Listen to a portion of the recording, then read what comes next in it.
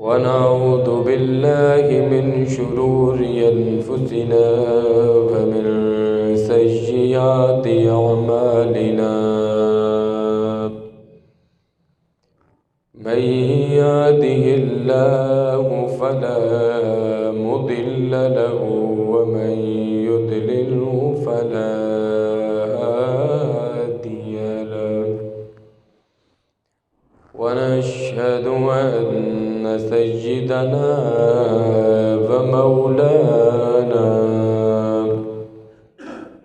محمدًا عبده ورسوله أما بعد فأعوذ بالله من الشيطان الرجيم بسم الله الرحمن الرحيم من يطع الرسول فقد أطاع الله وقال الله تعالى في مقام آخر يا أيها الذين آمنوا استجيبوا لله وللرسول إذا دعاكم لما يحييكم صدق الله مولانا العظيم وبلغنا رسوله النبي الكريم إن الله وملائكته يصلون على النبي يا أيها الذين آمنوا صلوا عليه وسلموا تسليما الصلاة والسلام عليك يا رسول الله وعلى آلك وأصحابك يا نبي الله الصلاة والسلام عليك يا رسول الله وعلى آلك وأصحابك يا نبي الله. اللہ تبارک و تعالی جل جلالہ وعم نوالہ وأعظم شانہ وأتم برہانہ وأعز اسمہ کی حمد و ثنا کے بعد حضور سرور کائنات فخر موجودات باعث تخلیق کائنات زینت بزم کائنات جناب احمد مجتبی محمد مصطفیٰ صلی اللہ علیہ وآلہ وسلم کی بارگاہ عالیہ میں درود و سلام کا نذرانہ پیش کرنے کے بعد میرے انتہائی واجب الاحترام عزیز ساتھیوں، آج جمعۃ المبارک کا انتہائی رحمتوں برکتوں عظمتوں والا دن ہے۔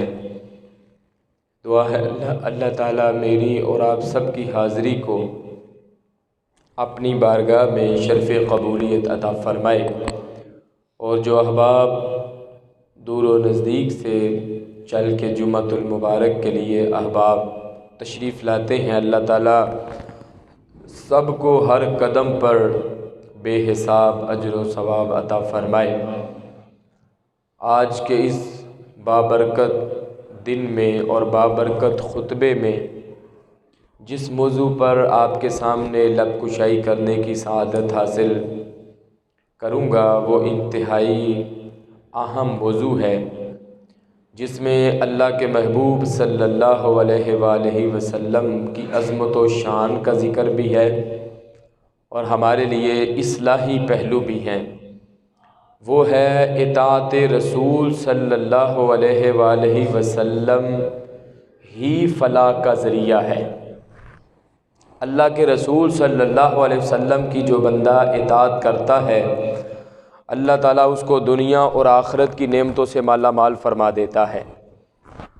تو یہ بات یاد رکھیں، قرآن مجید فرقان حمید برہان رشید میں متعدد آیات ہیں جن میں اللہ تبارک و تعالیٰ نے اپنی اطاعت کے ساتھ حضور صلی اللہ علیہ وآلہ وسلم کی اطاعت کا ذکر فرمایا ہے، اور اللہ تعالیٰ نے یہ بھی ارشاد فرمایا کہ جس نے حضور صلی اللہ علیہ وسلم کی اطاعت کی، حقیقت میں اس نے اللہ تعالیٰ کی اطاعت اور فرما برداری کی۔ تو دنیا اور آخرت کی جو کامیابی ہے وہ اسی میں پوشیدہ ہے کہ اللہ کے رسول صلی اللہ علیہ وسلم کی اطاعت اور فرما برداری کی جائے۔ چنانچہ قرآن مجید فرقان حمید برہان رشید میں اللہ تعالیٰ نے ارشاد فرمایا، من یطع الرسول فقد اطاع اللہ، جس نے رسول صلی اللہ علیہ وسلم کی اطاعت کی، حقیقت میں اس نے اللہ تعالیٰ کی اطاعت کی۔ ایک اور مقام پہ فرمایا، یا ایھا الذین آمنوا اطیعوا اللہ واطیعوا الرسول، فرمایا کہ اے ایمان والو اللہ تعالیٰ کی اطاعت بھی کرو اور رسول اللہ صلی اللہ علیہ وسلم کی اطاعت بھی کرو۔ بہت سے جو مستشرقین ہیں وہ حدیثوں پر اعتراضات کرتے ہیں، حدیثوں کو نہیں مانتے، وہ کہتے ہیں کہ بس قرآن کافی ہے ہمارے لیے، حدیثیں تو بعد میں بنائی گئی ہیں، تو کہتے ہیں جی گھڑ لی گئی ہیں تو اپنی طرف سے چیزوں کو شامل کر دیا گیا۔ ہم ان سے یہ پوچھتے ہیں کہ اگر تم یہ کہو کہ صرف ہمارے لیے قرآن ہی کافی ہے، قرآن تو کافی ہے لیکن صرف قرآن مجید کافی نہیں ہے، قرآن مجید کے ساتھ حدیث پاک بھی ضروری ہے۔ قرآن مجید جو ہے وہ لفظ ہے اور اس کی جو تشریح ہے وہ حدیث پاک نے بیان فرمائی ہے۔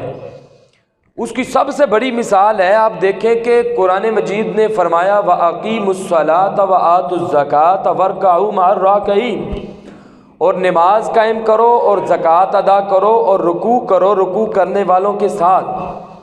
اب قرآن نے کہا نماز ادا کرو، تو نماز کیسے ہم نے پڑھنی ہے، رکوع کیسے کرنا ہے، سجدہ کیسے کرنا ہے، اتحیات پر کیسے بیٹھنا ہے، اتحیات میں کیا پڑھنا ہے، فجر کی کتنی رکعتیں ہیں، ظہر کی رکعتیں، عصر کی، مغرب کی، عشاء کی رکعتیں، آپ ایمان سے بتائیں کہ یہ قرآن میں ہے؟ قرآن میں تو نہیں ہے۔ قرآن نے تو کہا نماز قائم کرو، نماز پڑھو، اب پڑھنی کس طرح ہے، اس کے لیے ہمیں اللہ کے رسول صلی اللہ علیہ وسلم کا طریقہ دیکھنا پڑے گا۔ آپ نے ارشاد فرمایا صلو کما رأیتمونی اصلی، نماز اس طرح پڑھو جس طرح مجھے پڑھتا ہوا دیکھتے ہو۔ تو پتہ چلا حدیث پاک پر عمل کیے بغیر تو جو اسلام کا اہم رکن ہے نماز، ہم اس پہ عمل نہیں کر سکتے۔ سجدہ سہو کہاں پر کرنا ہے، اگر بھول جاتے ہیں تو پھر کیا حکم ہے، سورۃ فاتحہ پڑھنی ہے قیام میں، ساتھ جو سورت ملائی جاتی ہے وہ کم از کم کتنی ہو تو پھر فرض کی ادائیگی ہوگی۔ یہ جتنے مسائل ہیں یہ ہمیں قرآن نے نہیں بتائے، یہ ہمیں مصطفیٰ کے فرمان نے بتائے۔ اسی طرح نماز ہے، آپ روزے کو دیکھ لیں، کن صورتوں میں کفارہ ادا کرنا ہے، کن صورتوں میں روزوں کی قضا ہے، سحری کا وقت کیا ہے، افطاری کا وقت کیا ہے، یہ ساری جو تفصیل ہے یہ قرآن میں نہیں ہے، یہ اللہ کے محبوب صلی اللہ علیہ وسلم نے بیان فرمائی ہے۔ زکوٰۃ کو آپ دیکھ لیں، زکوٰۃ کا نصاب یہی ہے نا کہ کسی شخص کے پاس 7.5 تولے سونا ہو یا 52.5 تولے چاندی ہو یا 52.5 تولے چاندی کے برابر اس کے پاس پیسے ہوں، یا جتنے پیسوں کی 52.5 تولے چاندی آتی ہے اتنے پیسوں کے برابر اس کے پاس مال تجارت ہو جو اس نے بیچنے کی نیت سے رکھا ہے، تو ایسا مال اگر ان میں سے کوئی ایک ہو یا سارے تھوڑے تھوڑے مل کر تو اتنی قیمت ہو جائے کہ آپ 52.5 تولے چاندی اس سے خرید سکتے ہیں، اور پورا سال اس مال پر گزر جائے تو 100 میں سے 2.5 روپے کے حساب سے زکوٰۃ ادا کرنی ہے۔ یہ قرآن نے نہیں بتایا، یہ ہمیں مصطفیٰ کے فرمان نے بیان فرمایا۔ محبت سے بولے نا سبحان اللہ۔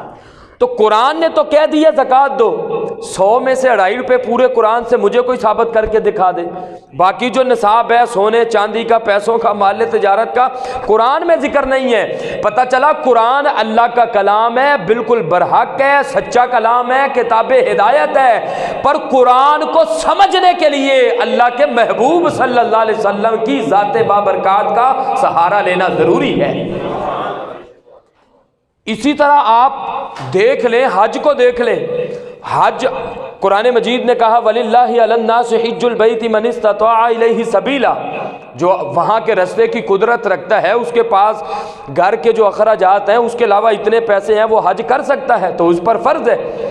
اب کیسے طواف کرنا ہے، صفا مروہ کی سعی کیسے کرنی ہے، میدان عرفات میں جا کر رکنا ہے، مزدلفہ میں جانا ہے، یہ جتنے بھی ارکان ہیں یہ قرآن نے نہیں بیان فرمائے، یہ مدینے کے تاجدار کے فرمان نے بیان فرمائے۔ تو آپ کو یہ بنیادی بات سمجھ آ گئی کہ اللہ کے محبوب صلی اللہ علیہ وسلم کی اطاعت اور فرما برداری کیے بغیر نہ کوئی نماز پڑھ سکتا ہے، نہ کوئی زکوٰۃ اچھے طریقے سے دے سکتا ہے، نہ حج کر سکتا ہے، نہ روزہ رکھ سکتا ہے۔ قرآن نے اجمالاً حکم فرما دیا ہے، اور اس کی تفصیل کے لیے اللہ کے محبوب صلی اللہ علیہ وسلم نے احادیث مبارکہ میں وضاحت فرما دی ہے۔ اس لیے حضور صلی اللہ علیہ وسلم کی اطاعت کرنا ضروری ہے۔ پھر کچھ لوگ یہ کہتے ہوئے دکھائی دیتے ہیں کہ جب ہم نماز ادا کرتے ہیں تو نماز میں سرکار کا خیال آئے تو نماز نعوذ باللہ ٹوٹ جاتی ہے۔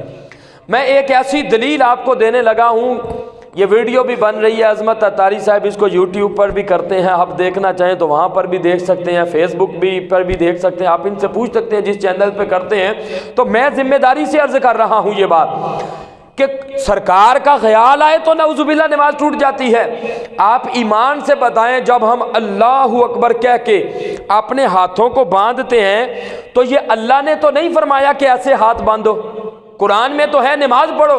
جب ہم ہاتھ باندھتے ہیں تو ہمارے دل میں خیال تو آتا ہے نا کہ سرکار نے اللہ اکبر کہہ کے اپنے ہاتھوں کو ایسے باندھا ہوگا۔ جب ہم کھڑے ہوتے ہیں تو خیال تو آتا ہے سرکار ایسے کھڑے ہوتے ہوں گے، جب رکوع میں جاتے ہیں تو خیال تو آتا ہے کہ سرکار ایسے رکوع فرماتے ہوں گے، سجدے میں جاتے ہیں خیال آتا ہے سرکار ایسے سجدہ فرماتے ہوں گے، اتحیات پر ایسے سرکار تشریف فرما ہوتے ہوں گے، سلام ایسے پھیرتے ہوں گے، دعا ایسے پھیرتے ہوں گے، دعا ایسے کرتے ہوں گے۔ اور میں نے کہا یہ سرکار کا خیال آنے سے نماز ٹوٹتی نہیں ہے، مصطفیٰ کے خیالات آنے سے تو نماز مکمل ہو جاتی ہے۔ نماز تو ہے ہی سرکار کے خیالات کا نام۔ سرکار کی حدیث پاک کو چھوڑ کر کوئی بندہ رکوع کر کے دکھائے، قرآن نے تو کہا ورکعوا، رکوع کرو۔ اب کیسے رکوع کرنا ہے کس نے بتایا ہمیں؟ بولو کس نے بتایا؟ مدینے کے تاجدار نے بتایا۔ سجدہ کرو، بھئی سجدہ کیسے کرنا ہے کس نے بتایا؟ سرکار نے بتایا۔ اتحیات پر بیٹھو، قرآن نے تو نہیں کہا کیسے بیٹھنا ہے، کس نے بتایا؟ سرکار نے فرمایا، سرکار نے طریقہ بتایا۔ پتہ چلا کہ قرآن مجید پر عمل 100% تب ہی ہو سکتا ہے جب ہم قرآن بھی پڑھیں گے، مصطفیٰ کا فرمان بھی پڑھیں گے۔ تو سرکار کا نماز خیال آنے سے نماز ٹوٹتی نہیں ہے، بلکہ بولو نماز مکمل ہو جاتی ہے۔ اگر ٹوٹتی ہو تو پھر اتحیات میں السلام علیکہ ایھا النبی کیوں پڑھتے ہیں؟ اس کا کیا جواب ہے؟ کوئی بندہ کہے نہیں ہم نے تو پڑھا السلام علیکہ ایھا النبی لیکن توجہ سے نہیں پڑھا، تو یہ تو منافقت ہے کہ زبان پر سرکار کا نام ہو تو دل میں دماغ میں خیال ہی نہ ہو، یہ کیسے ہو سکتا ہے؟ اور اللہ تعالیٰ تو فرماتا ہے او بندے پہلی دوسری تیسری چوتھی رکعت تو نے پڑھی، تو نے خالصتاً توحید کا ذکر ہی کیا، اب اگر تو چاہتا ہے نا کہ تیری چاروں رکعتیں قبول ہو جائیں پھر مدینے والے پر درود و سلام پڑھنا پڑے گا۔ اگر نہیں پڑھے گا تو چاروں رکعتیں، 2 رکعتیں، 3 جو پڑھ رہا ہے وہ رد ہیں۔ اور اگر السلام علیکہ ایھا النبی مدینے والے میرے یار کو سلام کرے گا، فرمایا پھر ہم تیری ساری نماز کو اپنی بارگاہ میں قبول فرما لیں گے۔ اسی لیے تو پھر ہم کہتے ہیں کیا کرم کیا تیری یاد نے مجھے ستایا نماز میں۔ یہ محبت والا ستانا ہے، یہ وہ یاد عشق والی یاد ہے۔ کیا کرم کیا تیری یاد نے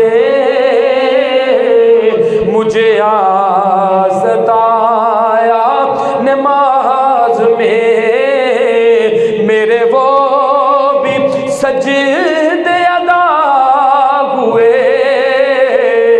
جو قضا ہوئے تھے نماز میں۔ آؤ ذرا یہ میں نہیں کہتا، اللہ تعالیٰ کا قرآن ارشاد فرماتا گئے، یہ سورۃ النجم میں 27واں سپارہ، اللہ تعالیٰ فرماتا گئے وما ينطق عن الهوى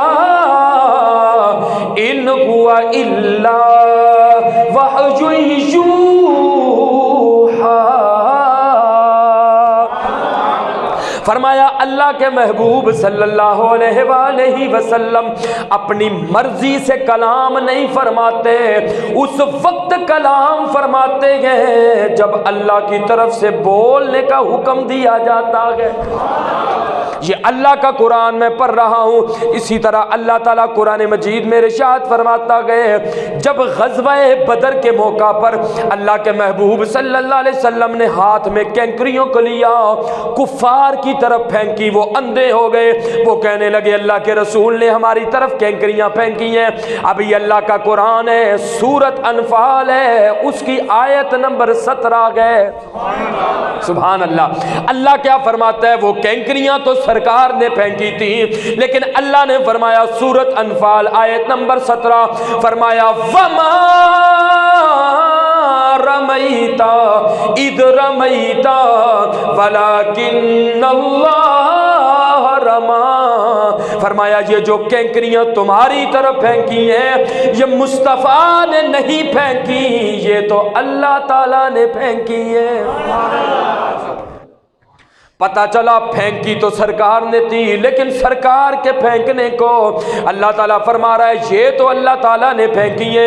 اسی طرح جب اللہ کے محبوب صلی اللہ علیہ وسلم نے حضرت عثمان غنی رضی اللہ تعالیٰ عنہ کو مکہ کی طرف جا کر بھیجا، جا کر وہاں کے حالات کا جائزہ لو، افواہ پھیل گئی کہ حضرت عثمان غنی کو نعوذ باللہ شہید کر دیا گیا۔ اللہ کے محبوب صلی اللہ علیہ وسلم نے حضرت عثمان غنی کا بدلہ لینے کے لیے حدیبیہ کے موقع پر صحابہ کرام سے بیعت لی کہ تم سب نے مل کر حضرت عثمان کا بدلہ لینا گئے۔ اب بیعت تو سرکار لے رہے ہیں، لیکن اللہ تعالیٰ فرما رہے ہیں ان الذین یبایعونک انما یبایعون اللہ۔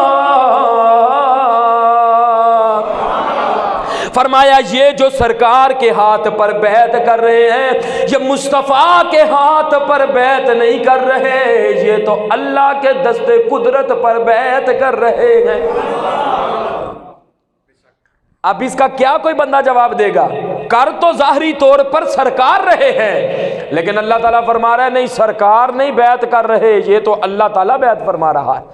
ید اللہ فوق ایدیہم، فرمایا سب کے ہاتھوں پر مصطفیٰ کا ہاتھ ہے، تو یہ مصطفیٰ کا ہاتھ نہیں، یہ تو ید اللہ ہے، یہ تو اللہ کا دست قدرت ہے، جیسے اس کی شأن نشان ہے۔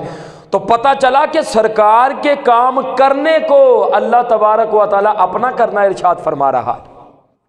آج آپ دیکھیں نماز کا وقت بدل نہ ہو، نماز کا ٹائم بدل نہ ہو، تو امام صاحب ایک دن پہلے اعلان کرتے ہیں نا کہ کل ظہر کی نماز 2 بجے ہوگی، عصر کی نماز 4:45 ہے جی کل سے 5 بجے ہوگی، عشاء کی نماز 8 بجے ہے تو کل سے 8:15 بجے ہوگی۔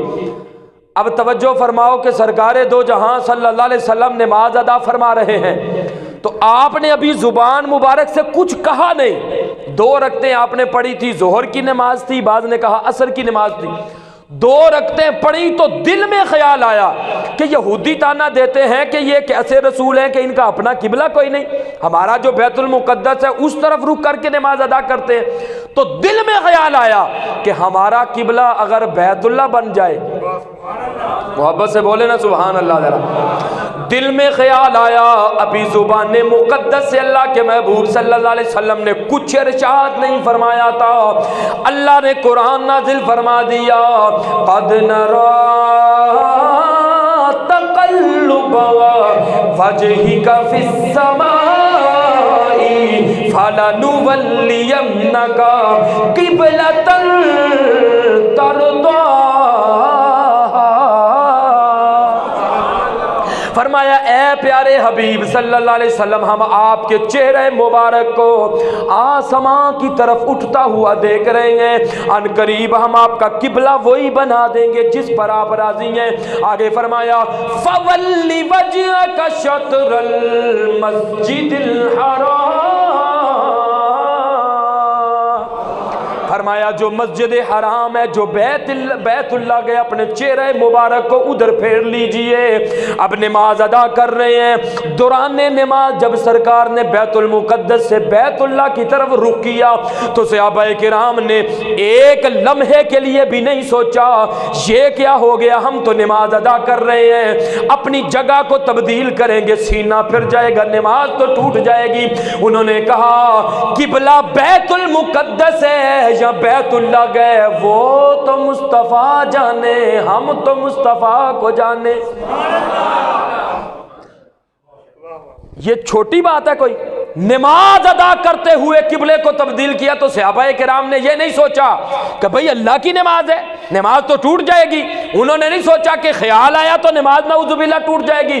قبلے کو تبدیل کیا جا رہا ہے، جدھر مصطفیٰ نے اپنا چہرہ پھیرا صحابہ کرام نے بھی کہا قبلہ بیت المقدس ہے یا بیت اللہ ہے، وہ تو مصطفیٰ جانے، ہم اگر جانتے ہیں ہم تو اسی قبلے کو جانتے ہیں۔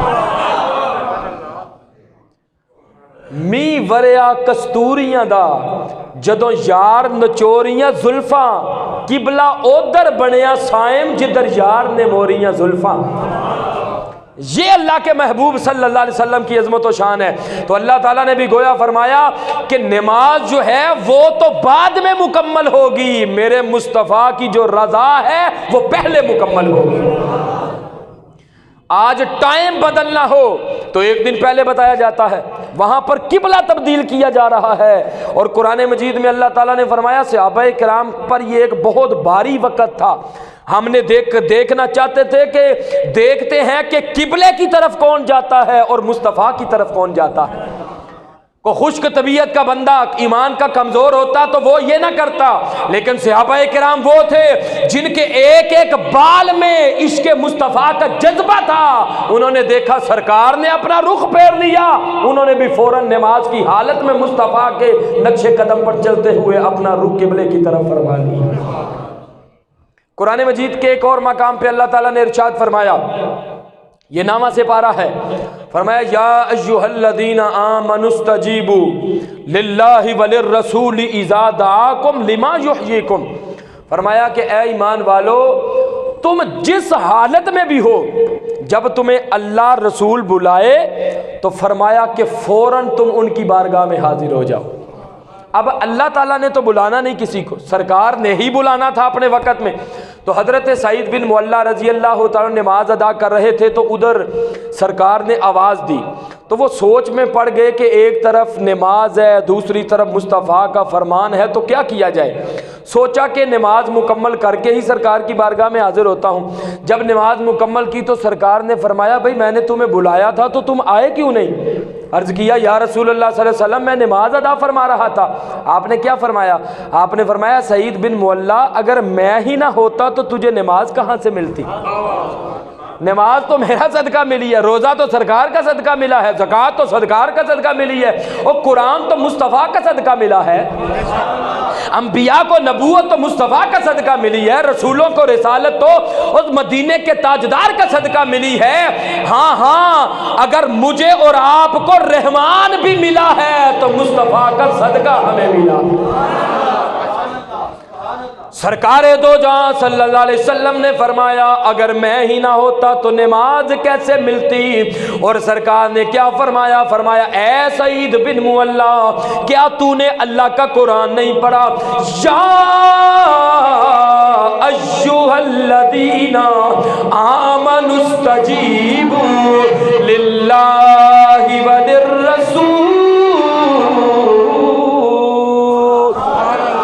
اذا دعاکم دعاکم لما یحییکم، فرمایا اے ایمان والو جواب دو جب تمہیں اللہ اور رسول بلائیں. کیوں؟ فرمایا جب تم ان کی بارگاہ میں حاضر ہو جاؤ گے وہ تمہیں زندگی عطا فرمائیں گے. اب کون سی زندگی عطا فرمائیں گے؟ زندہ تو وہ پہلے ہی ہے. ایک بندہ کہے میں پیٹ بھر کے کھانا کھا چکا ہوں، آپ اس کو کہے میں تمہیں کھانا کھلاتا ہوں، بھئی وہ کھانا تو پہلے کھا چکا ہے، پانی تو پہلے پی چکا ہے، اب تم نے اس کو کیا کھلانا پلانا ہے؟ اب وہ بندہ زندہ تو پہلے ہی ہے، لیکن اللہ فرماتا ہے جب تم مصطفیٰ کی بارگاہ میں جاؤ گے وہ تمہیں زندگی عطا فرمائیں گے. پتہ چلا اس سے دنیا کی زندگی مراد نہیں ہے. فرمایا مصطفیٰ کی بارگاہ میں جاؤ گے وہ ایسی زندگی عطا فرمائیں گے موت کا ذائقہ چکھنے کے بعد بھی اللہ تمہیں مرنے نہیں دے گا، ہمیشہ کی زندگی عطا فرما دے گا. اور یہاں پر ایک مسئلہ بھی یاد رکھیں کہ اللہ کے رسول صلی اللہ علیہ وسلم کسی کو بلائیں اس سے پہلے یہ سمجھیں کہ ہم نماز ادا کر رہے ہیں قبلے کی طرف رخ کر کے، اگر یہ سینہ بندے کا قبلے سے پھر جائے تو نماز ٹوٹ جاتی ہے. نظروں کو بھی ادھر ادھر گھمانا نہیں چاہیے، ثواب میں کمی ہوتی ہے، لیکن نظریں اگر ادھر ادھر آپ گھما لیتے ہیں تو ثواب میں کمی ہوگی، نماز ہو جائے گی.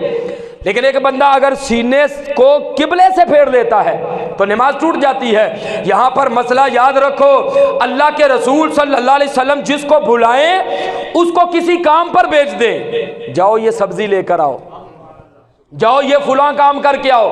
فرمایا کہ اگر وہ 2 رکعتیں پڑھ چکا ہے، زور پڑھ رہا ہے، اثر پڑھ رہا ہے، 2 رکعتیں پڑھ چکا ہے، ادھر سے سرکار کی آواز آ گئی، سرکار نے بلا لیا جاؤ بازار سے یہ کام کر کے آؤ، اور قبلے سے چہرہ بھی پھر گیا، قبلے سے سینہ بھی پھر گیا.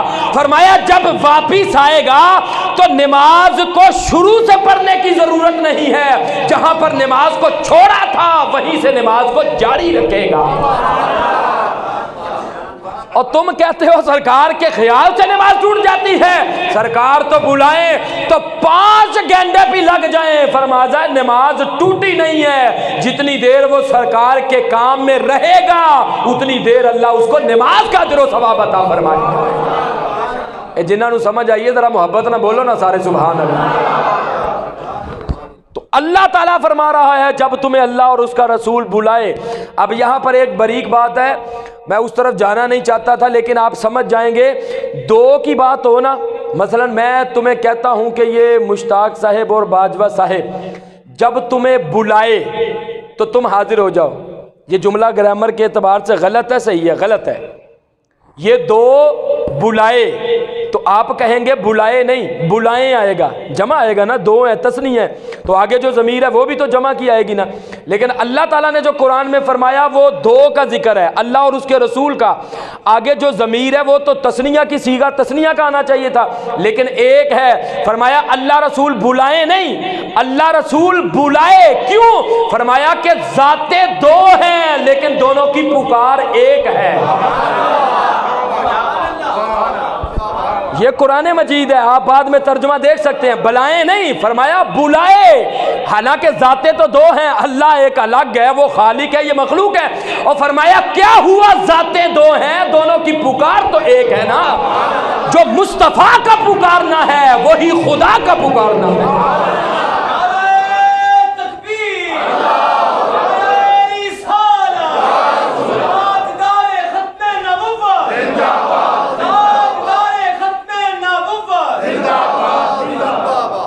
ہاتھ اٹھا کے نعرے کا جواب دیجئے نا، تاجدار ختم نبوت. اب یہ اللہ تعالیٰ کا قرآن سماعت فرماؤ. اللہ تعالیٰ قرآن میں تکبر کی مذمت فرماتا گئے. تکبر سے تم نے نہیں چلنا، اکر کر تم نے نہیں چلنا. اللہ فرماتا گئے وَلَا تَمْشِ فِي الْأَرْضِ مَرَحًا إِنَّكَ لَن تَخْرِقَ الْأَرْضَ وَلَن تَبْلُغَ الْجِبَالَ طُولًا. قرآن پہ یار مٹھیاں نہیں، ذرا سینے دا زور لگا کے بولنا سبحان اللہ. فرمایا تو زمین میں اکر کے نہ چل، نہ تو زمین کو پھاڑ سکتا گئے، نہ پہاڑ کی بلندیوں تک پہنچ سکتا ہے۔ تکبر کی اللہ مذمت فرما رہا ہے، لیکن جو میں جملہ کہنے لگا ہوں، جو وہاں پر گئے ہیں وہ بڑے محظوظ ہوں گے۔ یہاں پر تکبر سے اکر کے چلنا منع گئے، پر ایک جگہ وہ گئے جہاں اکر کر چلنے پر اللہ اجر و ثواب عطا فرماتا۔ یہ جو گئے ہیں ان کو پتہ چل گیا، یہاں پر اکر کے چلو، سینہ تان کے چلو۔ اللہ فرماتا ہے نا منع گئے، تو پہاڑ کی بلندیوں تک نہیں پہنچ سکتا، زمین کو بھی نہیں پھاڑ سکتا۔ یہاں پر تکبر سے چلنا منع گئے، اکر کے چلنا منع گئے۔ اللہ آپ کو لے جائے بیت اللہ شریف، سبحان اللہ، آپ کو اللہ تعالیٰ لے جائے مکہ شریف، آپ جب حجر اسود کے استلام کر کے خانہ کعبہ کا طواف کریں گے، حکم یہ ہے پہلے 3 چکر سینہ تان کے اکر کے لگاؤ۔ یا اللہ تکبر کرنا تو منع ہے، اکر کے چلنا تو منع ہے۔ فرمایا ہاں منع تو ہے، یہاں پر میرے محبوب نے چکر لگائے ہیں، انہوں نے پہلے 3 اکر کے چکر لگائے ہیں، یہاں پر اکر کے چلنا ثواب ہے۔ اس کی وجہ کیا ہے، کیوں اکر کے چکر لگائے؟ اس لیے جب مکہ فتح ہوا تو صحابہ کرام طواف کرنے لگے، تو جو کفار تھے وہ چھتوں پہ کھڑے تھے، وہ کہنے لگے صحابہ کرام کو مدینے نے کمزور کر دیا، یہ بورے ہو گئے۔ سرکار نے فرمایا ذرا تم خانہ کعبہ کے چکر اکر کے لگاؤ، ان کو پتہ چلے مسلمان بورے نہیں ہوئے ہیں، مسلمان ابھی جوان ہیں۔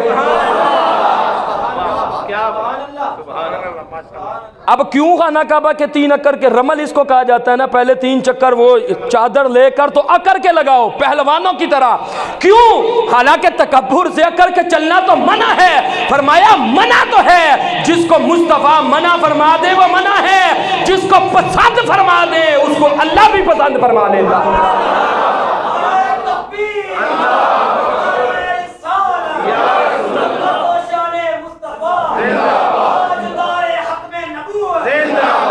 سینے کا زور لگا کے نعرے کا جواب دیں، تاجدار ختم نبوت۔ یہ ہے مصطفیٰ صلی اللہ علیہ وسلم کی اطاعت، جو وہ فرما دے، فرمایا کہ بس اس کو لے لو، اس پہ بحث نہ کرو، عقل نہ اپنی لڑاؤ کہ یہ فائدہ ہے، یہ نفع ہے، نقصان۔ فرمایا جو مصطفیٰ فرما دے اس میں بہتری ہی بہتری ہے، تمہاری عقل میں آئے یا نہ آئے، جو سرکار دے اس کو لے لو۔ دنیا میں بھی کامیابی ہے، قبر میں بھی کامیابی ہے، مرنے کے بعد بھی اللہ کامیابی ہے۔ اچھا مجھے یہ بتائیں، 5 نمازیں ہم پڑھتے ہیں، فجر کی نماز، مغرب کی نماز، عشاء کی نماز میں قرات اونچی کیوں ہے تو ظہر عصر میں آہستہ کیوں ہے؟ ظہر عصر میں آہستہ پڑھی جاتی ہے، فجر میں کیوں بلند آواز سے ہے، مغرب میں کیوں بلند آواز سے، عشاء میں کیوں بلند آواز سے، ظہر عصر میں آہستہ ہے؟ اس لیے کہ ظہر کے ٹائم جب نماز ادا کرتے تھے صحابہ کرام تو کافی، مفتی احمد یار خان نعیمی رحمۃ اللہ تعالی علیہ نے لکھا تفسیر نعیمی میں، تو کفار آ کر ڈول ڈمکا کیا کرتے تھے، عصر کے وقت بھی آ کر تالیاں بجاتے تھے، مغرب کے ٹائم وہ نہیں آتے تھے، کھانے میں مشغول ہوتے تھے، عشاء ٹائم وہ جلدی سو جایا کرتے تھے، نہیں آتے تھے، فجر ٹائم وہ لیٹ اٹھتے تھے، نہیں آتے تھے۔ سرکار نے فرمایا ظہر عصر میں یہ نہیں، ظہر عصر میں آتے ہیں اس لیے اس میں تم آہستہ قرات کر لیا کرو، مغرب عشاء فجر میں نہیں آتے اس لیے تم بلند آواز سے قرات کر لیا۔ کسی کی جرأت ہے کہ وہ اللہ کے بنائے ہوئے قانون کو تبدیل کرے، اس میں ترمیم کرے، اس میں تحریف کرے؟ اور بھائی پھر ماننا پڑے گا، امتی امتی ہوتا ہے، آقا آقا ہوتا ہے۔ تم کہتے ہو ہم سرکار جیسے، اور بندوں میں ان جیسا ہونا تو بہت دور کی بات ہے، ان جیسا تو نبیوں میں سے بھی کوئی نہیں ہے، ان جیسا تو رسولوں میں سے بھی کوئی نہیں ہے۔ جن نمازوں میں سرکار نے قرات کو آہستہ پسند فرما لیا وہ آج تک ہم سری قرات کر رہے ہیں، جس میں بلند آواز کو پسند فرما لیا اس میں ہم جہری بلند آواز سے نماز میں قرات فرما رہے ہیں۔ ایمان سے بتاؤ یہ اللہ کے رسول صلی اللہ علیہ وسلم کی اطاعت میں فائدہ ہے کہ نہیں؟ حضور صلی اللہ علیہ وسلم نے صوم وصال کے روزے رکھے۔ صوم وصال کا مطلب ہے آپ روزہ رکھتے تھے، افطاری نہیں فرماتے تھے، پھر روزہ پھر روزہ پھر روزہ۔ صحابہ کرام کی ذات پر قربان جائیں، وہ یہ نہیں دیکھتے تھے کہ اس میں سرکار کر رہے ہیں تو کیوں کر رہے ہیں، نہیں، وہ فرماتے تھے یہ تو سرکار جانے، ہم سرکار کو جانے۔ تو صحابہ کرام نے بھی روزے رکھنے شروع کر دیے۔ جب روزے رکھے تو اتنے روزے رکھے کہ کمزور ہو گئے، تو مسجد میں آنا چھوڑ دیا، گھر میں نمازیں ادا کرنا شروع کر دی۔ حضور صلی اللہ علیہ وسلم کو آپ پتہ چلا، آپ نے فرمایا بھئی فلاں کدھر ہے، فلاں کدھر ہے، فلاں کدھر ہے، کیوں نہیں آئے، سب کو بلاؤ۔ جب سارے آ گئے، سرکار دو جہاں صلی اللہ علیہ وسلم نے پوچھا بھئی تم نماز ادا کرنے کے لیے کیوں نہیں آ رہے تھے؟ عرض کیا یا رسول اللہ صلی اللہ علیہ وآلہ وسلم، آپ نے لگاتار روزے رکھے، ہم نے بھی رکھنے شروع کر دیے۔ اللہ کے محبوب صلی اللہ علیہ وسلم نے کیا فرمایا؟ فرمایا اے میرے صحابہ، ایکم مثلی، فرمایا اے ابو بکر، عمر، عثمان، علی، طلحہ، زبیر، سعد، بلال، تم میں مجھ جیسا کون ہے؟ کسی نے نہیں کہا سرکار ہم بھی کھاتے، آپ بھی کھاتے، ہم بھی پیتے، آپ بھی پیتے، ہم آپ جیسے ہیں۔ سب نے اپنی نظروں کو جھکا لیا، عرض کیا حضور آپ جیسا تو نبیوں میں سے بھی کوئی نہیں ہے، آپ جیسا تو رسولوں میں سے بھی کوئی نہیں ہے۔ اور سرکار دو جہاں صلی اللہ علیہ وسلم نے آگے کیا فرمایا؟ فرمایا انی ابیت یطعمنی ربی ویسقینی، فرمایا تم دیکھتے ہو میں کچھ کھاتا پیتا نہیں ہوں، جب میں رات کو سو جاتا ہوں میرا رب مجھے کھلا بھی دیتا ہے، مجھے پلا بھی دیتا۔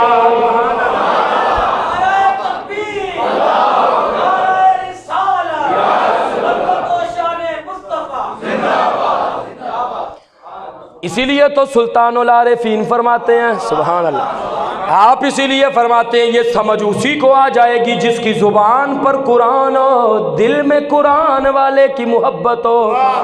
صرف سجدے کرنے سے، رکوع کرنے سے، تسبیحاں پھیرنے سے کام نہیں چلے گا۔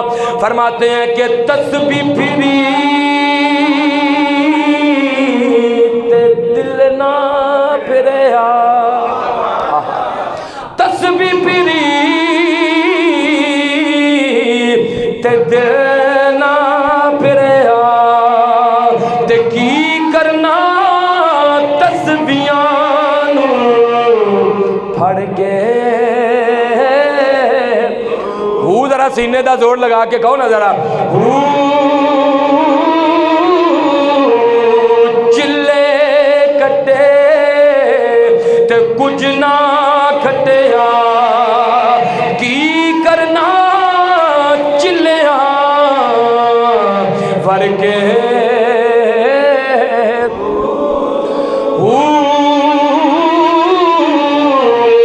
علم پڑھیا ادب نہ سکھیا، تے کی کرنا علمانو پڑھ کے۔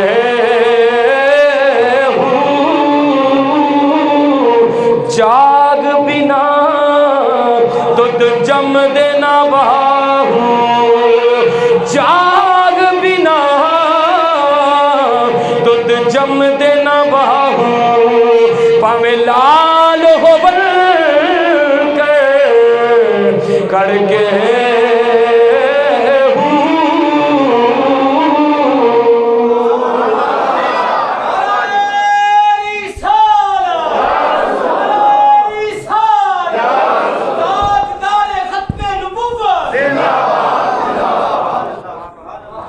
حضرت علی المرتضیٰ رضی اللہ تعالیٰ عنہ، آپ نے واقعہ سنا ہے لیکن اس سے میں دو تین نئی باتیں انشاءاللہ آپ کو بتاؤں گا تو آپ کے چہرے پھول کی طرح انشاءاللہ کھلکھلا اٹھیں گے۔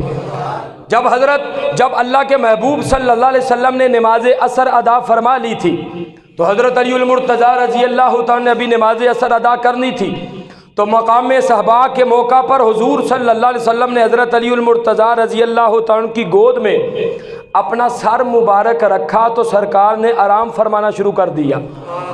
اب آرام فرما رہے ہیں، سورج غروب ہو رہا ہے۔ صحابہ کرام سے بڑھ کر نماز کی اہمیت اور وقت کو کون سمجھتا ہے کہ جنہوں نے تیر و تلوار کی برسات میں بھی نہ قرآن کو چھوڑا ہے نہ نماز کو چھوڑا ہے، وہ حضرت علی المرتضیٰ رضی اللہ تعالی ان کی گود ہے، سرکار کا سر مبارک ہے۔ سرکار آرام فرما رہے ہیں، سورج غروب ہو رہا ہے۔ حضرت علی المرتضیٰ رضی اللہ تعالی نے نہیں کہا کہ یا رسول اللہ صلی اللہ علیہ وسلم سورج غروب ہو رہا ہے تو میری تو عصر کی نماز قضا ہو جائے گی۔ سورج غروب ہو گیا، نماز عصر چلی گئی، لیکن جب روئے، آنسو کے جو قطرے تھے سرکار کے چہرے مبارک پر پڑے تو آپ نے پوچھا کیا ہوا؟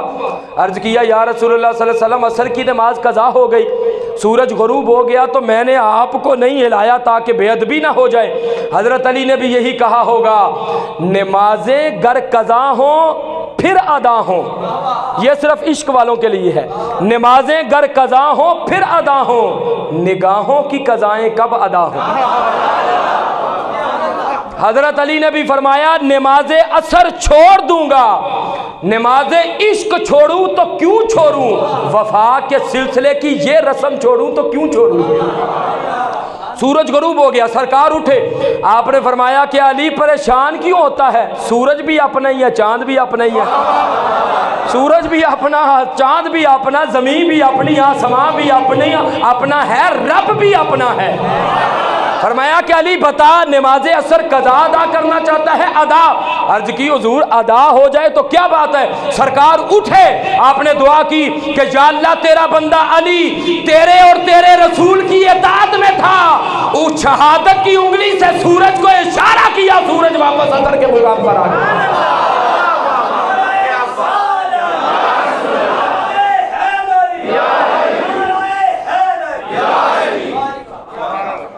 اب اللہ کی اطاعت تو اسی میں ہے کہ نماز پڑھی جاتی، اللہ کی اطاعت تو اسی میں نا کہ اذان ہو گئی تو نماز پڑھو، وہ بظاہری طور پر تو اطاعت میں نہیں تھے، وہ تو سرکار کے ادب کا خیال رکھے ہوئے تھے، لیکن سرکار نے فرمایا یا اللہ تیرے محبوب کی علی اطاعت میں تھا اور تیری اطاعت میں بھی تھا، پتہ چلا جو مصطفیٰ کی اطاعت ہے حقیقت میں اللہ کی اطاعت ہے۔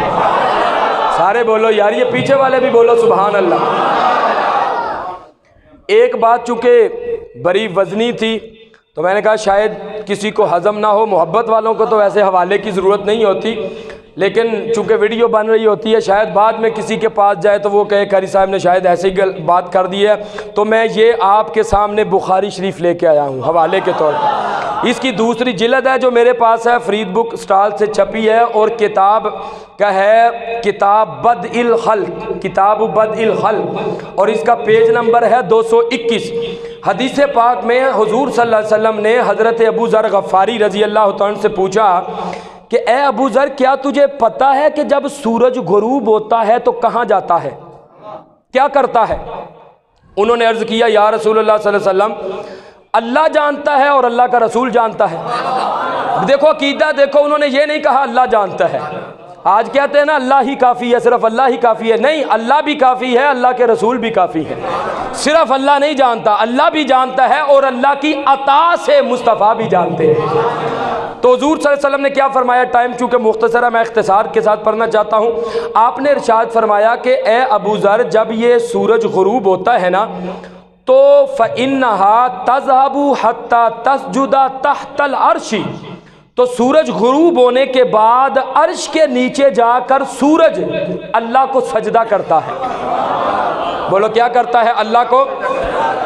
فَتَسْتَأْذِنُ فَيُؤْذَنُ لَهَا، فرمایا کہ پھر وہ اگلے دن طلوع ہونے کی اللہ سے اجازت طلب کرتا ہے، تو اللہ تعالیٰ اس کو اجازت دے دیتا ہے تو وہ اگلے دن طلوع ہو جاتا ہے، اور فرمایا قرب قیامت اس کا سجدہ وہ قبول نہیں ہوگا اور اللہ تعالیٰ اس کو سورج کو اگلے دن طلوع ہونے کی اجازت نہیں دے گا، تو پھر وہ سورج مغرب سے طلوع ہوگا۔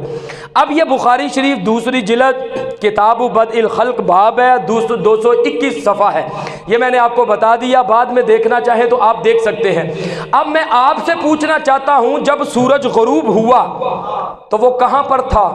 اللہ کو سجدہ کر رہا تھا، بولو کہاں تھا؟ جب حضرت علی کی نماز قضا ہوئی تو سورج کہاں پر تھا؟ غروب ہونے کے بعد اللہ کو سجدہ کر رہا تھا، وہ سجدے میں تھا، ادھر مصطفیٰ کی انگلی کا اشارہ ہو گیا۔ جن کو سمجھ آئی ہے بولے نا ذرا ہم۔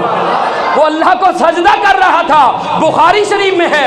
ادھر پھر سرکار کی انگلی کا اشارہ ہو گیا تو اللہ نے بھی فرمایا ہوگا، یہ سنیں گے تو آپ سبحان اللہ کی صدا ہاتھ اٹھا کے لگائیں گے۔ ادھر سجدے میں تھا، ادھر مصطفیٰ کا اشارہ ہو گیا تو گویا اللہ نے بھی فرمایا ہوگا اور مجھے تو روز سجدہ ہوتا ہے، آج مصطفیٰ کی فرما برداری کر تو۔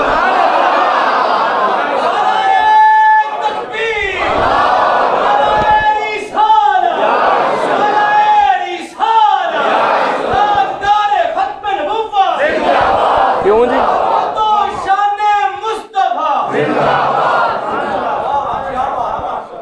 کیا خیال ہے جی؟ اللہ نے بھی فرمایا ہوگا مجھے تو روز سجدہ ہوتا ہے، آج سرکار کی انگلی مبارک کا اشارہ ہو گیا ہے، آج تو ذرا واپس جانا۔ تو سرکار نے انگلی کا اشارہ کیا تو شہادت والی انگلی کی طاقت کا یہ عالم ہے، اشارہ کرے سورج واپس آ جائے، پورے ہاتھ کی طاقت کا کیا عالم ہوگا، پورے بازو کی طاقت کا کیا عالم ہوگا، سر مبارک کے بالوں سے لے کر پاؤں کے ناخنوں مبارک تک مصطفیٰ کے پورے جسم اطہر کی طاقت کا کون اندازہ لگا سکتا ہے؟ اور میں تیزی میں 2 منٹ میں بات مکمل کرنا چاہوں گا۔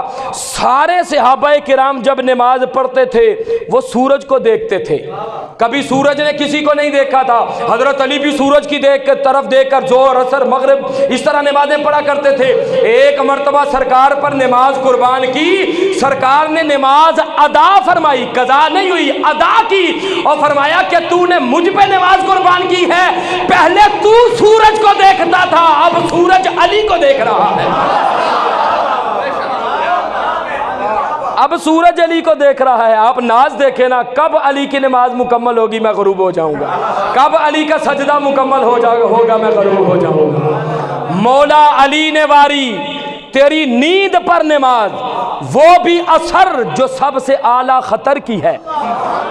یہ جو نماز اثر ہے یہ علماء موجود ہیں، اپنا قاری علی حمزہ صاحب، ادھر ماشاءاللہ دوسرے قاری صاحب بھی موجود ہیں، ان سے پوچھے دوسرے سے بارے میں اللہ نے بطور خاص اثر کی نماز کے لیے فرمایا حافظوا علی الصلوات والصلاۃ الوسطی، نمازوں کی حفاظت کرو، خاص طور پر عصر کی نماز کی۔ کیوں؟ فرمایا یہ کاروبار بند کرنے کا وقت ہوتا ہے، گھر میں جانے کا ہوتا ہے، لوگ کہتے ہیں چلو خیر ہے۔ فرمایا اس وقت جب کاروبار بند کر رہے ہو، رستوں میں جا رہے ہو، آ رہے ہو، اس وقت ساری چیزوں کو چھوڑ کر نماز پڑھو گے تو پھر تمہارا پتہ چلے گا۔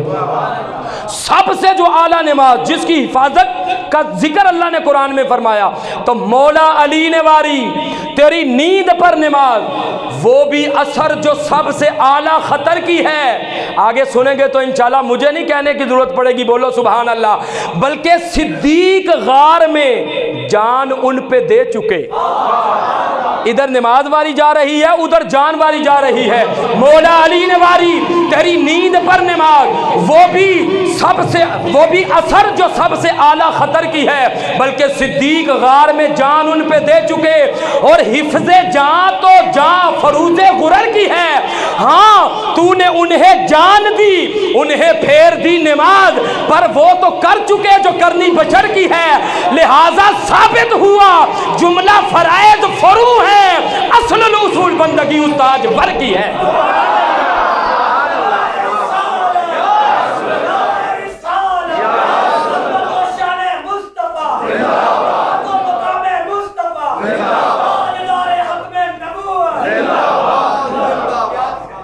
انہوں نے سرکار پر جان نماز قربان کی تو سرکار نے احسان رکھا نہیں ہے، حضرت ابو بکر کو جان بھی لوٹائی ہے، حضرت علی المرتضیٰ کو نماز بھی لوٹائی ہے۔ اس لیے جو ان کی اطاعت کر لیتا ہے وہ دنیا میں بھی کامیاب ہو جاتا ہے، مرنے کے بعد بھی اللہ کامیابی عطا فرما دیتا ہے۔